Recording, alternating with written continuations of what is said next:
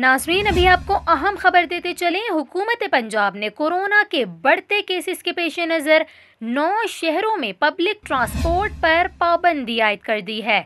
आपको ये अहम खबर दे रहे हैं। हुकूमत पंजाब ने लाहौर, रावलपिंडी, सरगोधा, फैसलाबाद और मुल्तान समेत 9 शहरों में पब्लिक ट्रांसपोर्ट पर पाबंदी आयद कर दी है।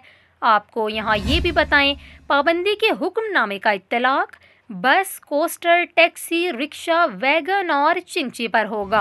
हुकूमत पंजाब ने पब्लिक ट्रांसपोर्ट पर पाबंदी आयद करते हुए इस पर सख्ती से अमल दरामद को यकीनी बनाने और खिलाफ वर्जी पर सख्त कार्रवाई का हुक्म भी जारी कर दिया है। दूसरी जानिब आपको ये भी बताएं कि कोरोना वबा ने सूबे पंजाब को बुरी तरह अपनी लपेट में ले रखा है।